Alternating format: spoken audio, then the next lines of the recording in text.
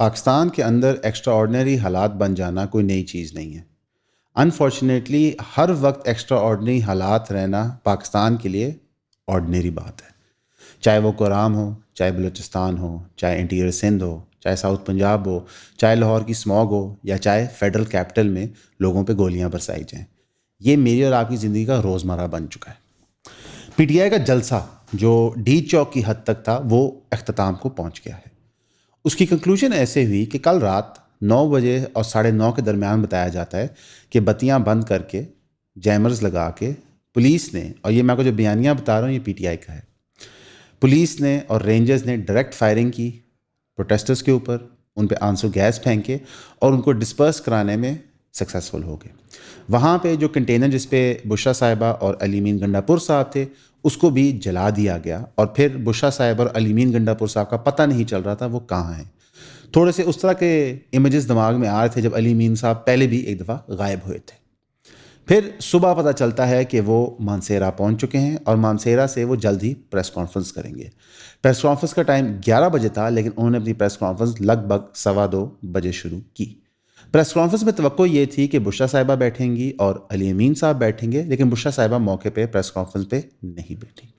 علی امین صاحب نے سب سے پہلے عزت کی پی ٹی آئی کے ورکرز کی، اور انہوں نے کہا کہ وہ بہت دلیر ہیں، انہوں نے جد و جہد کی ہے، وہ ڈی چوک پہنچے۔ پھر انہوں نے بتایا کہ کس طرح ان کے ورکرز پہ ڈائریکٹلی حملے کیے گئے ہیں اور لوگ شہید کر دیے گئے ہیں۔ یہ ایک انتہائی افسوسناک خبر ہے۔ انہوں نے یہ بھی کہا کہ وہ جلد ثبوت کے ساتھ دکھائیں گے کتنے لوگ مارے گئے ہیں اور کس کس نے مارے ہیں، یعنی کہ رینجرز کے اہلکار اور پولیس کے اہلکار جن کو وہ اس کا کرمنل ٹھہرا رہے ہیں۔ اب اس سچویشن کے اندر انسان سوچنے کو مجبور ہوتا ہے کہ رات کے اندھیرے میں وہاں کیا ہوا۔ ریالٹی یہ ہے کہ سرکار بالکل خاموش ہے، صرف بار بار یہ کہہ رہی کہ ہم نے کراؤڈ ڈسپرس کرا دیا، اور پی ٹی آئی بار بار کلیم کرے کہ وہاں پہ لوگ قتل کیے گئے۔ انفارچونیٹلی سوشل میڈیا پہ کچھ خبریں گھومتی ہیں جن کو ہم صحیح نہیں مانتے۔ کوئی کہتا ہے 100 مر گئے، کوئی کہتا ہے 200 مر گئے، کوئی کہتا ہے 300 مر گئے۔ اس وقت تک پی ٹی آئی نے آفیشیل اپنے ٹویٹر ہینڈل سے 8 لوگوں کی شہادت کا کلیم کیا ہے، اور علی مین گنڈا پور صاحب نے بھی رفلی یہی فگر دیا، لیکن وہ کہہ رہے ہیں ابھی ڈیٹا اکٹھا ہو رہا ہے۔ سرکار کی طرف سے صرف رینجرز کے اہلکار اور پولیس کے اہلکار جو شہید ہوئے ہیں ان کا بتایا جا رہا ہے، یہ کوئی گفتگو ہی نہیں کر رہا کہ پی ٹی آئی کے اہلکاروں کے ساتھ کیا ہوا ہے۔ حسب معمول محسن نقوی صاحب نے کہا کہ ان کے اندر افغانی ٹیررسٹ بھی شامل تھے، اور عطا اللہ طاہر صاحب نے کہا کہ ان سے ایک منصوبہ ملا تھا جس کے تحت انہوں نے ریڈ زون کی مختلف عمارتوں کو اٹیک کرنا تھا۔ یہ دونوں باتیں میں درست نہیں سمجھتا۔ جو لوگ احتجاج میں شامل ہوئے تھے وہ پاکستانی ہیں۔ اگر کوئی افغان نیشنل جو ہے ریفیوجی بن کے اس میں شامل ہوا ہے تو وہ ایک نیگلیجبل اماؤنٹ ہوگی۔ باقی سرکار نے جب کسی چیز کو غلط ثابت کرنا ہو یا صحیح کرنا ہو تو فیکٹس وہ خود بنا لیتی ہوتی ہے۔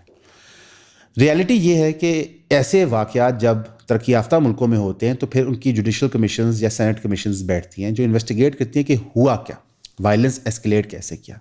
انفارچونیٹلی پاکستان میں جب بھی جوڈیشل کمیشن یا پارلیمنٹری کمیشن بنے اس کا رزلٹ کوئی نہیں آتا۔ چند مثالیں آپ کو دے دیتے ہیں، لال مسجد، مال ٹاؤن کا سانیہ، 9 مئی کے واقعات اور یہ والا واقعہ۔ یہ 4 ایسے واقعات ہیں کہ جن کی جتنی بھی تفتیش کی جائے گی کوئی رزلٹ نکلے گا نہیں۔ کیوں؟ کوئی سائڈ کسی کا رزلٹ قبول نہیں کرے گی، کسی کو سرکار کی فائنڈنگز پہ اعتبار نہیں ہوگا، اپوزیشن کی فائنڈنگز کو ماننے کو کوئی تیار نہیں ہوگا۔ تو ہوتا کیا ہے کہ ہر چند عرصے بعد پاکستان میں ایک سانیہ ہوتا ہے جس کا کوئی کنکلوژن نہیں نکلتا۔ اللہ کی کرنی ایسے ہوئی، اور بڑے افسوس کے ساتھ یہ بات کرنی ہوتی ہے کہ اسی دوران جب پی ٹی آئی اپنا ایک پروٹیسٹ لیڈ کر کے جا رہی تھی اسلام آباد کی طرف تو پارا چنار کے کورام ایریا کے اندر ایک طوفان بدتمیزی تھا۔ تقریباً 100 لوگ آج تک قتل کر دیے گئے ہیں۔ اللہ ان کے لیے آسانیاں کرے، ان کو جنت الفردوس میں اعلیٰ مقام عطا فرمائے۔ فار سم ریزن ان کی جانوں پہ وہ شور نہیں مچتا جو رینجرز کے فوت ہونے پہ، پولیس کے فوت ہونے پہ اور پی ٹی آئی کے فوت ہونے پہ مچتا ہے۔ اسی دوران بلوچستان کے اندر ایک طوفان بدتمیزی ہے اور کافی عرصے سے ہے، وہاں بھی قتل و عام ہو رہا ہے۔ اسی دوران انٹیریئر سندھ کے اندر بھی ظلم جاری ہے۔ سوال یہ بنتا ہے کہ ریاست کس کس سے لڑے گی، کب لڑے گی، کب تک ریاست اپنے لوگوں کو تسلیم نہیں کرے گی۔ کبھی ہم کسی کو جاہل کہہ کے بھگا دیتے ہیں، کبھی کسی پہ ذاتی حملہ کر کے اس کو سائڈ لائن کر دیتے ہیں، کبھی کسی کو افغانی نیشنل کہہ دیتے ہیں، کبھی پوری سیاسی جماعت کو ٹیررسٹ انتشاری ٹولہ کہہ دیتے ہیں۔ کسی کو لیبل دینے سے اس کی سچائی نہیں بدلتی۔ حقیقت یہ ہے کہ آج جو رزلٹس ہیں اس سارے دھرنے پروٹیسٹ سرکار کی جبر کے وہ یہ ہیں کہ کے پی کے آئسولیٹ ہو گیا ہے. کے پی کے کا عام شہری کی بات کر رہا ہوں, سرکار کی نہیں. سرکار پہ تھوڑی دیر میں آؤں گا. کے پی کے کا عام شہری آئسولیٹ ہو گیا ہے. وہ اپنے آپ کو فیڈریشن کا حصہ اس طرح نہیں سمجھتا. جو نعرے بازی کی گئی نون لیگ کی طرف سے, سرکاری اداروں کی طرف سے, وہ ایسے تھی ایز اف پنجاب ورسز کے پی کے ہو رہا ہے. بلوچستان کا پہلی شہری اپنا آپ کو پاکستانی تسلیم نہیں کرتا. سندھ ایک جہان ہی اور ہے. سندھ کا پاکستان سے کوئی تعلق نہیں ہے. پیچھے رہ گیا پنجاب. پنجاب میں در حقیقت میجورٹی سیٹیں پی ٹی آئی کے پاس ہیں, یہ ہم سب کو پتہ ہے. پنجاب کا نا رسپانس آنا یہ کس چیز کی علامت ہے؟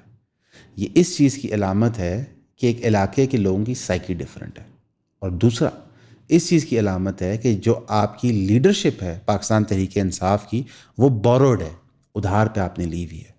میں لاہور کے چند لیڈرز کا نام لوں گا اور اس کے بعد پوچھوں گا کہ یہ کہاں پہ تھے دھرنے کے دوران. سلمان اکرم راجہ صاحب, سردار لطیف کھوسہ صاحب, یہ 2 ایم این اے کے کینڈیڈیٹس ہیں, اور ایک تو بلکہ ایم این اے ہیں لاہور کے ان علاقوں میں جہاں پہ گھنی آبادی ہے. یہ دونوں موقع پہ نظر نہیں آ رہے تھے, نہ ہی ان کے قافلے نظر آ رہے تھے. اس طرح پورے پنجاب میں کئی لوگ مسنگ تھے. اسی طرح کے پی کے میں کئی ایم پی ایز جو سرکار کا حصہ ہیں وہ مسنگ تھے. ریالٹی یہ ہے, انفارچونیٹلی یہ بات آپ کو تسلیم کرنی ہوگی کہ P T I is a one man party.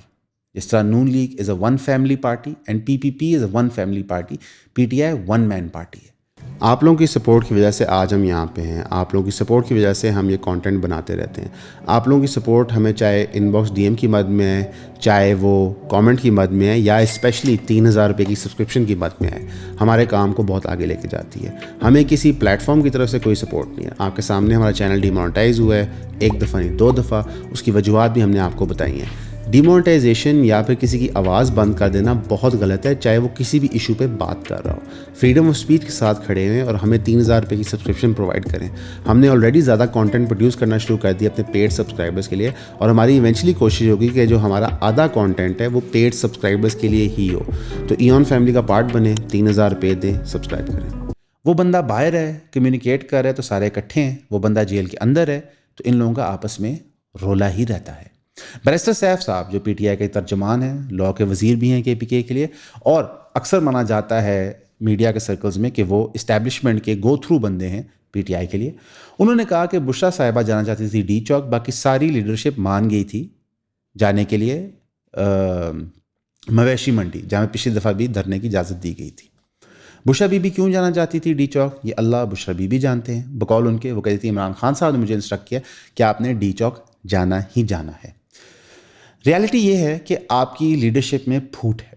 آپ کی مراد پی ٹی آئی کے سپورٹرز کی. سپورٹرز ایک چیز چاہتے ہیں, لیڈرشپ کے کچھ فیکشنز کچھ چیز چاہتے ہیں, اور کچھ فیکشنز کچھ چیز چاہتے ہیں. اس کی وجہ کیا ہے؟ پی ٹی آئی جب سیاسی جماعت بنائے گی تو اس میں وہ لوگ شامل کیے گئے جو اسٹیبلشمنٹ کے ساتھ ہینڈ ان گلو تھے. سن 2018 کے اندر پوری پی ٹی آئی اسٹیبلشمنٹ کے ساتھ ہینڈ ان گلو تھی. ان کے مراسم جنرلز, بریگیڈیئرز, کرنلز کے ساتھ تھے. بلکہ یہ بھی سوچا جا رہا تھا کہ جو اگلے جنرل اوپر آ رہے ہیں ان میں سے کون چیف بنے گا تاکہ ان سے مراسم بنائے جائیں. ہماری سیاست اس چیز سے بھری ہوئی ہے. پی ایم ایل کیو کی سیاست اس چیز سے بیسڈ ہے, پی ایم ایل این کی سیاست اس چیز سے بیسڈ ہے, اور پی پی پی کی سیاست بھی اس چیز سے بیسڈ ہے. اب تو لگتا ہے کہ اے این پی, باچا خان صاحب کی پارٹی, ان کی سیاست بھی اس چیز سے بیسڈ ہے. انفارچونیٹلی جس بھی سیاسی پارٹی کو ہم دیکھتے ہیں جو کوئی سیٹ جیتتی ہے یا جیت سکتی ہے تو ان کے مراسم ایک ہی جگہ جا کے نکلتے ہیں. تو جب ہر کسی کا گھر ایک ہو تو کتنی دیر بھائی آپس میں لڑیں گے, آخر صلح تو ہوتی ہے. اب سمجھ آتا ہے کہ ایک عوام جس کی خواہش ہے سول سپریمیسی کی, اس کو لیڈ کرنے والے جو لوگ تھے وہ شاید سول سپریمیسی اور جمہوریت میں نہیں مانتے, وہ صرف بیک ڈور نیگوشیشن میں مانتے ہیں. کیونکہ اگر ایک سیکنڈ کے لیے ہم اصول تصور کریں, اصول کیا ہے؟ اصول یہ ہے کہ پاکستان میں جمہوریت نہیں ہے, فسطائیت ہے, ظلم ہے, جبر ہے, مینڈیٹ چوری کیا گیا, اور ہم احتجاج کریں گے اور تب تک نہیں اٹھیں گے جب تک ہمارے ہدف مانے نہیں جاتے. ایک بھی ہدف نہیں مانا گیا اور آپ ڈی چوک سے اٹھ کے چلے گئے. اس کا ایک بڑا سمپل جواب پی ٹی آئی والے دیتے ہیں کہ بھائی اب ہم گولیاں تو نہیں کھا سکتے, بندے تو ہمارے نہیں مار سکتے. مثالیں آپ ہمیں بنگلہ دیش کی اسٹوڈنٹ موومنٹ کی دیتے ہیں, اور پھر یہاں پہ آپ جب آپ کا ورکر آپ کے لیے لڑنے مرنے کو تیار ہے لیکن آپ میں ہمت نہیں ہے وہاں رکنے کی, تو پھر آپ ریٹریٹ کی پوزیشن میں جاتے ہیں. آہستہ آہستہ پریشر بلڈ کیا جاتا ہے پی ٹی آئی کی طرف سے, پھر وہ پریشر خود ہی ریلیو ہوتا ہے جب نظر آتا ہے کہ آگے سے ڈیل پسند کی نہیں بن رہی. میری خواہش یہ ہے کہ پاکستان میں کوئی بھی سویلین موومنٹ چلائی جائے فار حقیقی آزادی، وہ پی ٹی آئی والی نہیں، ایکچوئل آزادی، جہاں پہ ڈیموکریسی ہو، رول آف لا ہو۔ وقتاً فوقتاً ہسٹری کے اندر ہمیں موقع ملتے ہیں جب یہ موومنٹس کھڑی ہوتی ہیں، لولی لنگڑی ٹوٹی پھوٹی، لیکن ان کو سپورٹ دینی چاہیے، ان کے تھرو چیزیں اچیو ہو سکتی ہیں۔ انفارچونیٹلی پی ٹی آئی کو کئی موقع ملے کہ وہ سر چڑھ کے یہ بولیں، لیکن وہ ہر دفعہ فنش لائن سے پہلے رک جاتے تھے۔ علی مین صاحب نے اپنی تقریر میں جو انہوں نے مانسیرا میں کی، انہوں نے یہ کہا کہ ہمارا احتجاج جاری ہے، یعنی کہ جو وہ کالیں دی جا رہی تھی پی ٹی آئی کے آفیشیل ہینڈل سے کہ فی الحال دھرنا منسوخ ہو گیا ہے، انہوں نے کہا ہمارا دھرنا جاری ہے، لیکن انہوں نے یہ نہیں بتایا کہ دھرنا کیسے ہوگا، کہاں ہوگا، کب ہوگا۔ وہ سارٹ آف یہ لگ رہا تھا کہ وہ اپنے ورکرز کو اپیز، خوش کرنے کی کوشش کر رہے تھے۔ ریالٹی یہ ہے کہ تقریباً کل 4 سے 5 کے درمیان پی ٹی آئی نے ڈی چوک کا قبضہ سنبھال لیا تھا۔ تب سے لے کے 9:30 تک نہ کوئی اقدامات دیے گئے تھے ورکروں کو، نہ بتایا گیا تھا کہ اگلا رد عمل اور پلان کیا ہے۔ اس کی عمران ریاض خان صاحب وجہ یہ بتاتے ہیں کہ جی موقع پہ جنریٹر نہیں تھا بقول وہاں کے لوگوں کے، اس لیے کوئی اعلان کیا جا نہیں سکتا تھا۔ ریالٹی یہ ہے کہ ایک ill planned طریقے سے آپ انٹر تو کر گئے، لیکن وہاں پہ سسٹینڈ دھرنے کے لیے کیا کرنا تھا وہ پتہ نہیں ہے۔ پاکستان کی ہسٹری میں سب سے بڑا دھرنا پی ٹی آئی نے کیا تھا، لیکن تب کی اسٹیبلشمنٹ ان کے ساتھ تھی۔ اس دفعہ جب اسٹیبلشمنٹ اور سرکار ایک طرف تھے تو انہوں نے وہ حرکت کی جو پاکستان کے اندر اسلام آباد میں آخری دفعہ ہمیں لال مسجد کی باری دیکھنے کو ملی تھی، کہ جہاں پہ پولیس اور رینجرز نے گولیاں اپنے بندوں پہ چلائیں۔ تھوڑا سا آپ اپنے گربان میں جھانکیں، جو ظلم ہوا ہے وہ ظلم ہے۔ ہم ہمیشہ ظلم کے خلاف کھڑے ہوتے ہیں ایون پہ، اور ہم اس پہ ہر ٹاپک پہ شور مچاتے ہیں، لیکن اب میں سوچنے کو یہ مجبور ہوتا ہوں لاہور شہر میں رہتے ہوئے کہ 100 بندہ شہید کر دیا گیا ہے قرآن میں، 100، تو کوئی ملک بند نہیں ہوا۔ ایک عمران خان صاحب کو باہر نکالنے کے لیے اسلام آباد بند کیا گیا تھا، پی ایم ایل این نے پورا ملک بند کیا، پی ٹی آئی نے بھرپور شرکت ادا کی۔ ایک بحث پی ٹی آئی کے دوست یہ کرتے ہیں کہ جی عمران خان صاحب آئیں گے تو یہ ساری پرابلمس چلی جائیں گی۔ میں ایک واقعے کی نشاندہی کرنا چاہوں گا خان صاحب کے دور میں۔ محسن داور صاحب جا رہے تھے ایک جگہ سے اپنے علاقے میں، تو ان کے اوپر چیک پوسٹ سے فائرنگ کی گئی اور 15 لوگ شہید کر دیے گئے۔ پی ٹی آئی کے ممبرز نے اسمبلی میں کھڑے ہو کے کہا کہ یہ غدار لوگ تھے جو مارے گئے۔ ہمارا سیاسی ماضی اتنے گھٹیا بیانات سے بھرا ہوا ہے، ہر جماعت میں آپ کو ہر جماعت کا مثال دے سکتا ہوں۔ وہ کب وقت آئے گا جب ہم اصول کو پرائیورٹائز کریں گے، اپنی ذات کو نہیں۔ میں نہیں کہتا کہ میں اچھا آدمی ہوں، کہ میں اصول کو پرائیورٹائز کرتا ہوں، لیکن میں دعوے بھی بڑے بڑے نہیں کرتا۔ میں 10,000 20,000 30,000 کے مجمع میں کھڑے ہو کے یہ نہیں کہتا کہ آپ بے فکر ہو جائیں، میں آخری دم تک وہاں پہ رہوں گی۔ میں سمجھ سکتا ہوں کہ جذبات میں بندہ بہک جاتا ہے، بندہ زیادہ بات کر جاتا ہے، لیکن پھر انسان کو اس سے معذرت کرنی چاہیے، سوچنا چاہیے۔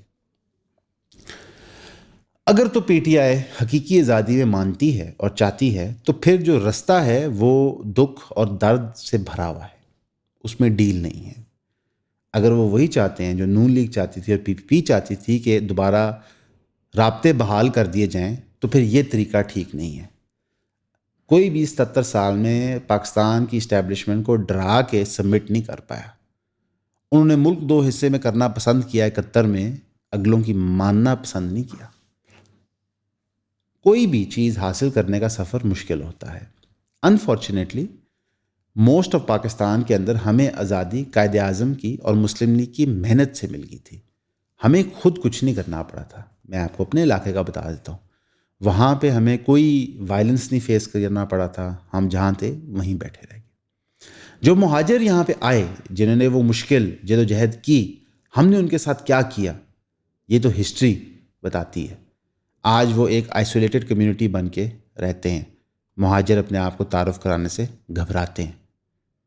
ہسٹری نہ 2018 میں شروع ہوئی تھی نہ 2022 میں شروع ہوئی تھی، ایک طویل پروسیس ہے، لیکن ماضی کی غلطیوں کو دیکھ کے آپ بار بار ایک دوسرے کو کوس کے سیم غلطیاں نہیں کر سکتے۔ آپ کو ریت میں لکیر لگانی ہوگی جس کے بعد آپ کہیں یار جو ہو گیا سو ہو گیا، اب ہم ایک کلین سلیٹ سے آپریٹ کریں گے۔ جس دن سیاسی پارٹیاں یہ فیصلہ کر لیں گی، اس دن اسٹیبلشمنٹ خود واپس بیرکس میں چلی جائے گی، ورنہ یہ جو ٹام اینڈ جیری کا کیٹ اینڈ ماؤس کا گیم ہے چلتا رہے گا. ہماری پھر دعا ہوگی. اگر پی ٹی آئی کو مزید دھرنا کرتا ہے تو ہم اللہ سے دعا کریں گے کہ مالی اور جان کا نقصان نہ ہو. یہ پاکستانیوں کو مار رہے ہیں. اس سے زیادہ افسوسناک کوئی چیز نہیں ہے. ہماری دعا ہے قرآن کے لوگوں کے لیے, ہماری دعا ہے بلوچستان کے بہن بھائیوں کے لیے, سندھ کے بہن بھائیوں کے لیے, ہر ایک پاکستان کے علاقے کے بہن بھائیوں کے لیے.